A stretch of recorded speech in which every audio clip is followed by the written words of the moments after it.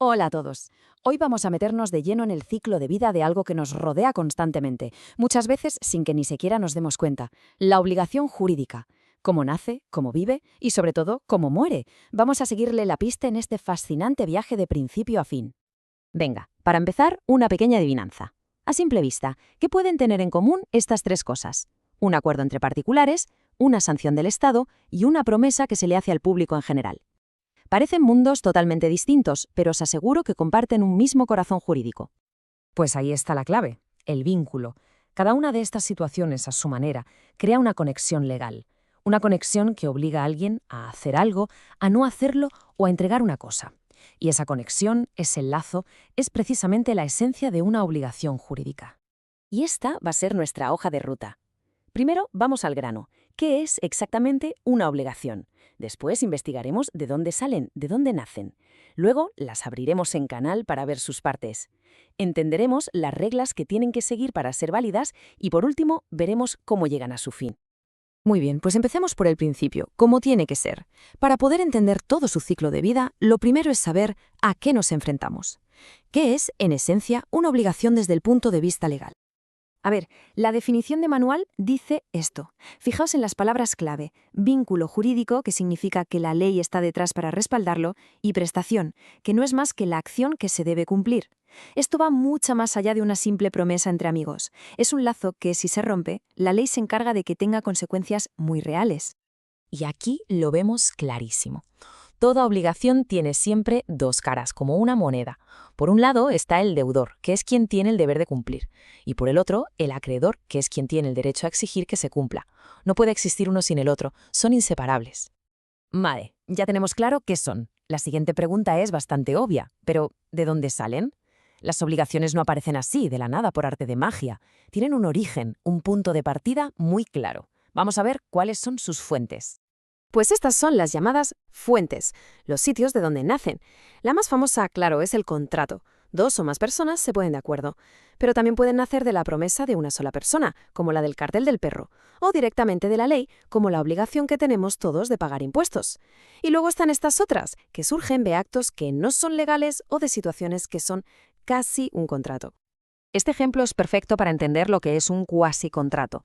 Aquí no había ningún acuerdo previo, para nada, pero una persona, por iniciativa propia, hace algo útil por otra, lo que se llama gestión de negocios ajenos, y esa acción hace que nazca una obligación en la otra persona de devolverle el gasto.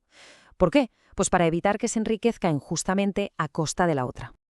Y aquí, ojo, hay una diferencia que es importantísima en derecho: el dolo frente a la culpa. Si alguien causa un daño con la intención de hacerlo, eso es un delito. Pero si el daño se produce por un descuido, por una imprudencia, por una negligencia, eso es un cuasi delito. En ambos casos nace la obligación de reparar el daño, pero el origen mental, la intención, es completamente diferente. Vale, ya sabemos qué son y de dónde vienen. El siguiente paso en este ciclo vital es mirar hacia adentro. Ahora toca, por así decirlo, abrir una obligación en canal y ver de qué está hecha, cuáles son sus componentes esenciales. La anatomía es bastante sencilla, pero es que es la base de todo. Toda obligación tiene un quién, los sujetos, que son el acreedor y el deudor, y un qué, el objeto, que es la conducta que hay que realizar. Sin estas dos piezas, el engranaje simplemente no funciona. La obligación no va a ninguna parte. Y ese qué, el objeto de la obligación, puede ser de tres tipos. Puede ser una obligación de dar algo, como entregar un coche o pagar dinero. Puede ser de hacer algo, como pintar una pared o dar una clase. Y luego está la de no hacer, que a veces se nos olvida, pero es igual de importante, como la obligación que tenemos todos de no saltarnos un semáforo en rojo. Pero claro, aquí no todo vale. Para que una obligación sea, digamos, oficial y tenga el respaldo de la ley, su objeto tiene que cumplir unas reglas del juego muy estrictas. Son las condiciones que le dan validez y que garantizan que el sistema funcione de forma justa para todos. Vamos a darle una vuelta a estas reglas, que son la clave. El objeto tiene que ser concreto. No vale decir «me debes dinero». ¿Cuánto? Hay que determinarlo. Tiene que ser posible. Nadie puede obligarse a entregar la luna. Y, por supuesto, tiene que ser legal y conforme a la moral. Si se rompe cualquiera de estas reglas, toda la obligación se viene abajo. Y cuando una regla de esas falla, el problema puede ser de dos tipos. Si el objeto es directamente ilegal, como contratar a un sicario, la obligación es nula, es decir, es como si nunca hubiera existido. Pero hay casos más sutiles. Pensemos en un contrato que, sin ser ilegal, lo firma una persona bajo amenaza. Ese contrato no es nulo de raíz, es anulable. O sea, nace válido, pero la persona amenazada puede pedir a un juez que lo invalide. Y llegamos al final del viaje. Porque toda obligación, por muy dramático que suene, nace para morir, es su destino final. Así que la última etapa de nuestro análisis es ver las diferentes maneras en que una obligación puede extinguirse y con ello liberar por fin al deudor. A ver, la forma más lógica, natural y deseable de que una obligación se acabe es, pues cumpliéndola, el pago. Y cuando decimos pago, no nos referimos solo a dar dinero. Pagar es también hacer el servicio prometido. O, en las obligaciones de no hacer, pues simplemente no hacer lo que estaba prohibido. Es el cumplimiento, sin más.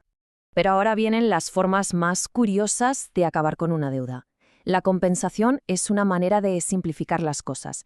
Imaginemos, yo te debo 100 euros, pero tú a mí me debes 50. Pues en lugar de andar con líos de dinero, compensamos. La deuda grande se come a la pequeña y al final el resultado es que yo solo te debo 50. Mucho más fácil. Luego tenemos la confusión, que es una situación, bastante peculiar. Pasa cuando, por cosas de la vida, como una herencia, una persona se convierte en su propio acreedor y deudor. Es como si te debieras dinero a ti mismo. No tiene ningún sentido, ¿verdad? Pues la ley piensa lo mismo y ¡pum!, la obligación desaparece automáticamente. Y sí, el tiempo lo cura todo, o al menos puede extinguir una obligación. La prescripción existe para dar seguridad, para que las deudas no nos persigan eternamente. Una vez que pasa el plazo que marca la ley, el acreedor pierde su derecho a reclamar judicialmente. Y la cosa no acaba aquí, ¿eh? Hay más maneras. Una obligación puede transformarse en una nueva, que es lo que se llama novación. O puede pasar que el acreedor, en un acto de generosidad, perdone la deuda. Eso es la remisión. O a veces el cumplimiento se vuelve imposible sin culpa de nadie, como cuando un rayo destruye el coche que se tenía que entregar. O sea, que como estamos viendo, el final de una obligación no es solo un camino. Hay un montón de salidas, más de 10. La idea con la que hay que quedarse es esta. El pago es la forma más común, pero desde luego está muy lejos de ser la única. Y con esto cerramos el círculo. Hemos visto cómo una obligación nace, de qué está hecha, qué reglas sigue y de cuántas maneras puede morir.